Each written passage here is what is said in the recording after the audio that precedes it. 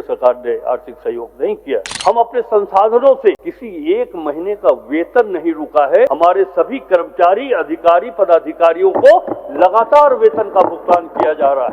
91,000 करोड़ में अगर 13,000 करोड़ हम माइनस भी करते हैं तो भी राज्य के विकास के लिए, इंफ्रास्ट्रक्चर को डेवलप करने के लिए, सड़क पुल पुलिया बनाने के लिए, स्कूल कॉलेज हॉस्पिटल खोलने के लिए 70,000 करोड़ रुपया श्री हेमंत सोरेन के राजकोष में आज भी हमारे पास उपलब्ध है। वर्ल्ड इकोनॉमिक फोरम 2026 में पहली बार भाग लेकर राज्य की वैश्विक पहचान को मजबूती से स्थापित किया गया। श्री हेमंत सोरेन जी के पहल पर राज्य में बहुप्रतीक्षित पेशा कानून को लागू किया गया। के वर्ष में प्रतिनिधायन के रूप में स्थानीय निकायों को अंतरित की जाने वाली राशि पिछले वित्तीय वर्ष के राज्य के शुद्ध स्वकर राजस्व का 4% के रूप में तय किया गया है।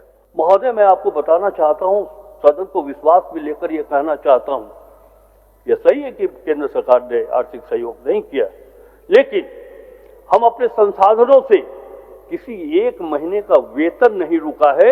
हमारे सभी कर्मचारी, अधिकारी, पदाधिकारियों को लगातार वेतन का भुगतान किया जा रहा है। महोदय, 2025-26 वर्तमान वित्तीय वर्ष में हमारे योजना मद का बजट 91,000 करोड़ रुपए का था। महोदय, 13,000 करोड़ हम लोगों ने मैया समान योजना के लिए कर्णांकित किया था। कैसे कहा जा सकता है कि पैसे की कमी?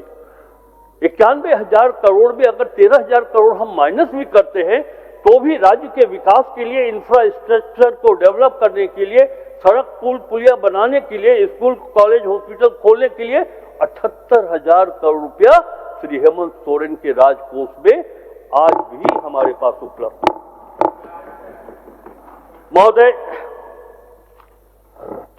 बजट उपस्थापन के अवसर पर हम उन्हें यह संदेश देना चाहते हैं कि किसी के पैर खींचना आसान होता है, इसके लिए न जहन चाहिए न जिगरा, मगर किसी का हाथ थापना, उसे ऊपर खींचना, उसके हौसले को मजबूत करना, यह वही अमल है जो इंसान को सिर्फ कामयाब नहीं बल्कि महान बनाता है। अगर जिनके पास ये कीर्ति ना हो, जिनके पास ये विचार ना हो, मैं समझता हूं कि शायद वो महान नहीं बन सकते। अध्यक्ष महोदय, राज्य के संसाधन सीमित हैं। सिर्फ राज्यांश एवं केंद्रांश मद की राशि से विकास एवं आधारभूत संरचना का निर्माण संभव नहीं है। अतः जहां मुख्य राजस्व संग्रहण विभागों के राजस्व संवर्धन समिति बनाकर राजस्व वृद्धि के लिए प्रयास किए जा रहे हैं, वहीं अन्य स्रोतों जैसे पब्लिक प्राइवेट पार्टनरशिप, CSR, बाह्य एजेंसियों के माध्यम से फंडिंग प्राप्त करके हम चिन्हित कर रहे हैं और हम अपने राजस्व संग्रहण को बढ़ा पा रहे हैं। अध्यक्ष महोदय, झारखंड गठन के 25 वर्ष पूरे होने के ऐतिहासिक वर्ष में माननीय मुख्यमंत्री श्री हेमंत सोरेन के नेतृत्व में झारखंड सरकार द्वारा दावोस में आयोजित वर्ल्ड इकोनॉमिक फोरम 2026 में पहली बार भाग लेकर राज्य की वैश्विक पहचान को मजबूती से स्थापित किया गया तथा हरित औद्योगिकरण और समावेशी सतत विकास के प्रति अपनी प्रतिबद्धता को पुनः स्थापित किया गया है। इसके फलस्वरूप Jharkhand sustainable green industries, critical minerals and forest based value chain और पारंपरिक अर्थव्यवस्था आधारित विकास के लिए प्रमुख गंतव्य के रूप में उभर कर सामने आया है। अध्यक्ष महोदय, मैं पूरे राज्यवासियों की तरफ से माननीय मुख्यमंत्री जी को बहुत बधाई देता हूं और बधाई देता हूं ग्रामीण विकास मंत्री श्रीमती दीपिका पांडे जी को।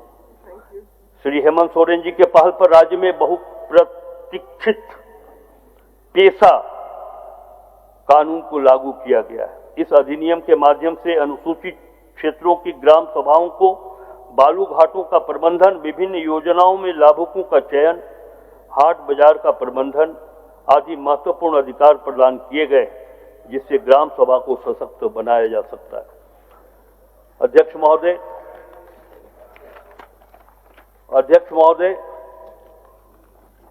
भारत के संविधान के अनुच्छेद 243 के अधीन गठित पंचम राज्य वित्त आयोग प्रथम प्रतिवेदन राज्य सरकार को समर्पित किया गया है। राज्य सरकार द्वारा आयोग की अनुशंसाओं पर ऐतिहासिक निर्णय लेते हुए संबंधित वित्तीय वर्ष में प्रतिनिधायन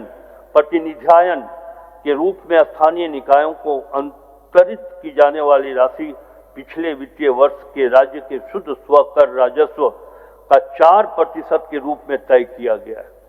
तदनुसार पंचम राज्य वित्त आयोग की अनुशंसा के क्रम में स्थानीय निकायों के लिए वित्तीय वर्ष 2024-25 और 25-26 में अनुदान की कुल राशि 1172 करोड़ रुपए 66 लाख निर्धारित की गई है। महोदय, ये उपलब्धि है हमारे सरकार की।